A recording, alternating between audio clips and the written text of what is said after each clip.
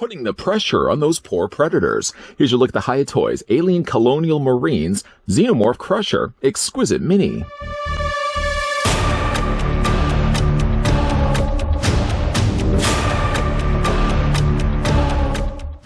Exquisite Mini is a new standard setting series for 1/18th scale, featuring super articulation action figures under Hiya Toys.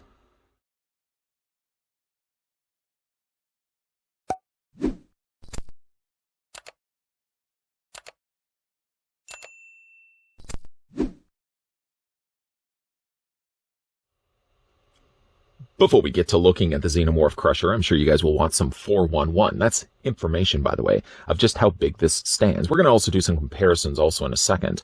But if we start with the front of the head and work our way to the back of the tail, now you can as well extend the tail and give you about double the length of the creature, but I prefer to have the tail curved myself. I'm going to go with that. And from the front to the end, you're looking at the Xenomorph Crusher being about 8 inches in length or about 20 centimeters long. And then, from there, let's go ahead and spin the ruler around so we can start from the 1 and work our way up. From the bottom to the top, and I guess we can kind of go maybe, well, I don't want to go to the tail because technically, again, the tail can be straightened out. From the bottom to the top of its crest, the Xenomorph Crusher is 5 inches in length, or about 5 1/4 if you factor in the tubes on its torso. Let's go with that. 5 1/4 inches in height, or about 13 centimeters tall. And then to compare the Crusher with other Exquisite Minis we've looked at lately here on this channel, I'm going to bring out the Blowout Alien from AVP. No, not technically from the same series. The Crusher, by the way, is from Aliens Colonial Marines. And still sticking, though, with AVP, we're going to bring in the Predator Warrior just to see how oversized the Crusher is. The Crusher would just absolutely destroy these Predators, unless, of course, they had some extra firepower at their disposal.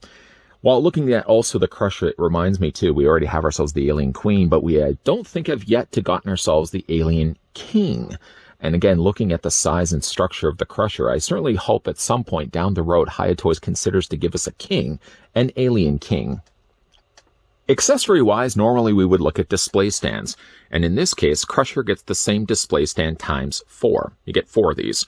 And in all the cases, the stands are identical to one another. Let's just spin this around so, yeah, you can see. They're identical to one another, molded in all the same way, painted in silver all the same way, and connecting to the bottom the exact same way as all the other Exquisite Minis we've looked at earlier before. You need to take yourself some eye brackets and fit them in between. And in this case, you actually get yourself a whole baggie full of them. There has to be at least, well, considering as well that we have 4 of these plates, you would imagine there's probably going to be 8 of these eye brackets. Looking closely inside, I somewhat see about 8 eye brackets, but we're just going to take an eye bracket from one of the other Predators we've looked at before. Same rule applies, of course. You're going to take the eye bracket and fit it in between the grooves, and then you simply just repeat the same steps times 4. Give yourself a much larger footprint. Now, the thing about the stands for this, where we had to have those display stands when we were looking at the Exquisite Mini of the Queen, you don't really necessarily need the display stands at all when it comes to the Crusher. If anything, I would just factor in consistency so that all the Exquisite Minis all have the same type of display stands. But as you can see, being the fact it's on 4s after all, it really doesn't even need these in the first place. They're going to go ahead and move those out of the way. The figure also includes some swappable hands or paws. Would you consider them paws or claws? We're going to stick with claws. The claws themselves are only slightly different from the ones that are already rooted into its forearms, all 4 of them. You can see with these ones, in fact, actually, I'm going to pick it up as of right now so you can see the difference between the two. If you look at the back feet, for example, see how the peg is a little bit more, it's not completely up, but this one looks like it's on a slight different angle, only just by a little bit. It almost even seems like you didn't even need to change them in the first place. But there's those. Ones that are a little bit different, though, I'm going to move those out of the way, are these ones right here. And they definitely look like they're more for clawing and digging its claws into the surface skin of a Yautja. I mean, all you're going to really do, again, is just with these, you're going to detach the pegs, just remove them from the forearms, like that, and then you're just going to replace it with the claws. I don't think in a case like this, thumbsies go in would be the rule of thumb. Oh, I see what I did there. That's so clever.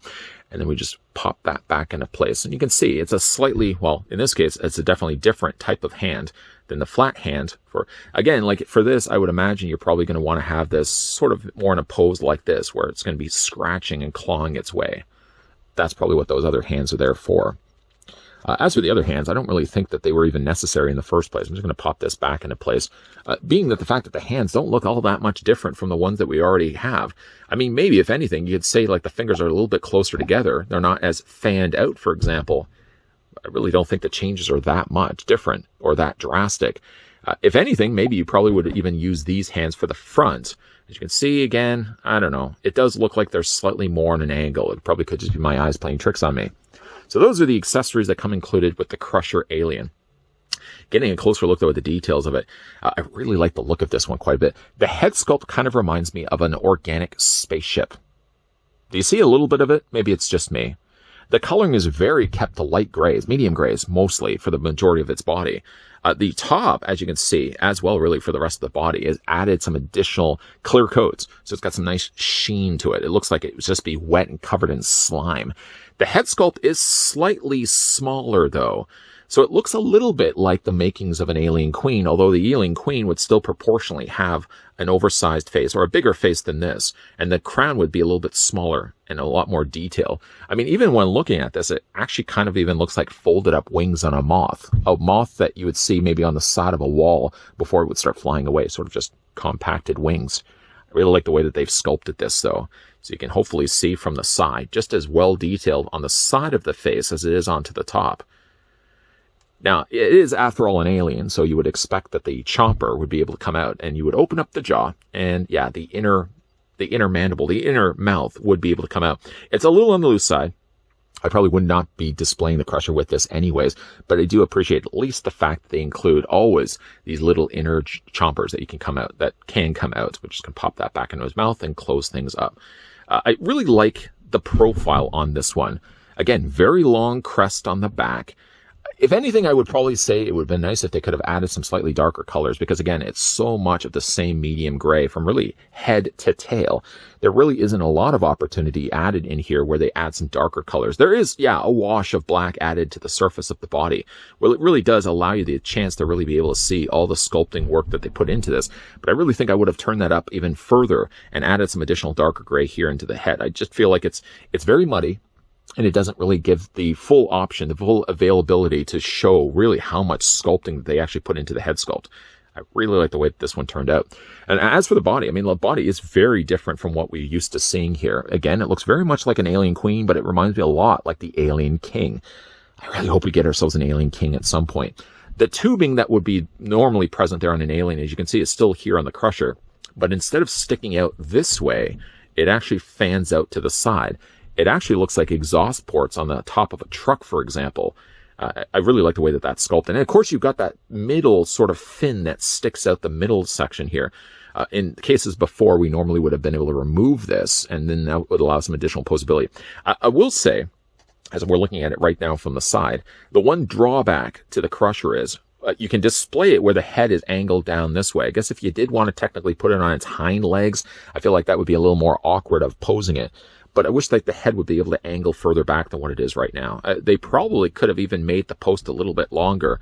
A dumbbell ball joint. So you had a ball joint there, a ball joint there. But if they made the post longer, they would have been able to at least have the option of having the head angled up this way. Because I mean, really, unfortunately, that's the one drawback to the Crusher Xenomorph is just the fact of how good and imposing it looks. It really can't actually angle its head up, so it can't look at the prey it's pursuing. Though detailing is nicely done, though, on the legs, you can see the front legs are shorter than the ones that are on the back. And there is a lot of additional articulation that gets afforded to these legs. So yeah, you can get them in different poses. I mean, being that, again, you're getting an alien here, whereas normally running on all fours, I'm probably not suggesting the idea of maybe putting it on its hind legs, but I guess technically you could. You just bring the legs back, just angle the feet. But there's a lot of weight. Yeah. If anything, you would have to probably have it resting on its tail in order to successfully look almost as if it looks like a dog begging for a treat. I think that looks a little silly. And then, of course, some nice detailing done to the rib cage and a very broad looking tail on the back. It looks actually almost like it's got a bit like a sea serpent look to the way that they've got the very long tail and a very flat portion on the end of it, ideal for whipping. And this actually does have a wireframe As I did mention at the beginning of this review, you can straighten out the tail if you want to. And if you do actually look at the tail fully extended, it literally is the same size, or almost literally the same size as the body, just another little bit on the end of there. So it's almost like double the length when you have the tail bent. I always like and appreciate when they actually take the time and put in a wire frame so you can manipulate the tail really if you want to. Okay, so let's look at the articulation on the Crusher alien here. The head rotates. It is on a ball joint, so it does rotate back and forth this way, and it's still at least good that sense, but it's still a wish that they could have actually made the post longer so you could brought the head further back. And I guess in order to do that as well, they would have had to have made this fin part on the back of its torso be something that could be removable, because obviously you can already see what's happened. If you bring the head further back any past that point, you really can't go any further because this is already in the way. So they would have to have taken that off completely. But I do think like it really should have had the option where you could actually have the head, you know, as I already mentioned, looking forward. Technically as well, there's articulation in the mouth, so we can include that for the articulation on the posability for the figure. The inner jaw, of course, the little mandible, the little chomper comes out also of his mouth, so we'll count that as well. The arms. Now, the arms are tight on this figure. I would, again, much rather tight joints on these figures than overly loose joints. There is a pin and socket joint you can see on the inside there that does give then the legs the option of being able to hinge forward and back this way. And technically, yeah, you can bring them out, but very, very tight on this figure. Figure has also hinge joints in what you would consider, I suppose, to be the elbows that allows the lower forearm area to rotate back and forth. And the figure's hands also do rotate all the way around, as they are also on that pin joint down below, the little peg joint. Again, if you wanted to use those other hands, you probably could. I prefer really instead just to have the flat hands myself, just because, again, I would probably display this on my shelf on flat feet. Again, it does also have not peg holes on the undersides of his feet there, but it does have peg holes on the undersides of the feet here. Something I did want to mention, though, I didn't mention earlier, is if you look at the holes, they're really small. If you take a display stand, for example, and you want to try to put it on a display stand, you almost have to drill the stand peg into that hole. It looks like there's almost maybe just a little bit of extra paint that they've covered over the hole of that mold. So you're really going to have to apply a little bit of pressure to get the peg to fit in there. But you know, it's fine. It's fine really on its own. It doesn't need the display stand. Torso is on a ball joint, so you can comfortably rotate it all the way around. It hinges up and it hinges down. Still, though, not to the point. I mean, you can kind of compensate for the fact that because it doesn't have the option to look up, you can kind of bring the torso up slightly and just like straighten out the legs. That sort of kind of works around the idea that it can't fully tilt its head up. The legs, back legs, hinge back and forth this way. They also hinge outward. There is two joints also on the knees, one joint right there, one joint right there, that allows a full bend, a full range happening there. And also its hind legs also does have a hinge joint there too. Feet also rotate back and forth, hinge back and forth that way. And then also, as we already looked at, the tail does curl too. Nice looking figure. Slightly older figure as well. I mean, this one I found, I believe, at my local comic book store several months ago, and I never really got the chance around to having a look at it here on this channel. But finally, I decided to dust this guy off because he's too cool to leave, first of all, in packaging, and certainly too cool to leave out of reviewing him. He's a nice looking, different interpretation of what you would normally expect a Xenomorph to look like. I mean, this sort of comes into the territory of that queen size of alien, although this one is a lot more stable. It doesn't require having to use the neck as a supporting cradle on the underneath of its torso. It stands fine instead on all four legs. But still, though, looking at this, I feel like we're getting closer, but still not quite there, to getting ourselves an alien king. If Hiya Toys at some point, I would hope, considering they have approached larger size Xenomorphs like this, having already gotten the Crusher, there has also been a larger size version of an alien that I saw at my local comic book store. I would have to pick that up to be able to review that one. And of course, we got ourselves the Alien Queen. Please, at some point, I hope that Hiya Toys considers to give us an Alien King. While I wouldn't say it's not part of movie canon, the Alien King, I think, is too cool not to be made into an Exquisite Mini, especially for how good Hiya Toys have been doing with this line so far. Even though it's not an alien you'd expect to see on the silver screen, the Crusher Xenomorph has a real presence going for it. I sort of look at this and consider it 2 parts Alien Queen, 1 part Dog Alien, even 2 parts Terror Dog from Ghostbusters, all being mushed together to give us the Crusher Xenomorph. The neat thing about this one is, unlike other Xenomorphs that normally are traditionally on 2 hind legs when you're standing it upright, other than maybe the Dog Alien, this one really is intended to be on all 4s. It does give you this swappable hands if you want to have the more clawing feature, but I really don't think it works as well. I would much rather prefer to have the flatter feet when displaying it on the shelf. The only thing about this one is that, as mentioned in this review, it doesn't have the proper ability to be able to adjust its head backwards. Even if it had the longer post that I did mention, it technically does have that spike in the middle of its torso that would be in the way of things anyways. Sort of working around that, instead I think I'm just going to decide to display the Crusher Xenomorph with its head slightly tilted to the side, where at least you get the full presence of its body and you have sort of the Xenomorph looking disturbingly at you, almost as if it's coming around to leap on you and rip your body to shreds. Still, though, a nice looking release. Only other thing I would probably say that would have improved the mold that Hiya Toys put to the Crusher Xenomorph is adding some additional darker color. Yeah, I know it's there. It's the darker gray and you've got some additional wash of black, but I think some additional paint even added on top of that, especially to its crest. Because really without that, I do appreciate at least they put the semi-gloss sheen on there, but it's very muddy. So much of the same gray from head to toe, I think would have broken up a little bit better if they had it added even more dark wash to it. But other than that, I really like the look of Crusher Xenomorph. What do you guys think of it? Let me know down below in the comment section whether you have picked up this one for yourself, because this one's been out for a bit, or through this review. Is this something that you would certainly like to pick up and add to your collection? And would you be also on board with the idea of a king alien? Yes, please. Hiya Toys, make that happen. If you guys are new to this channel, you're enjoying the content that you're seeing, make sure you hit the subscribe button down below. Turn as well the bell notification so you're going to get those reminders of when new videos are popping up. And if you're also down with more Hiya Toys reviews, may I also suggest at the very end of this video popping up will be a playlist of all the other Hiya Toys I've looked at over the years that covers the territory of Injustice 2, that covers the territory of the Alien and the Predator, and covers also the territory of the recently looked at RoboCop stuff as well. A lot of stuff to cover off, a lot of territory to look at.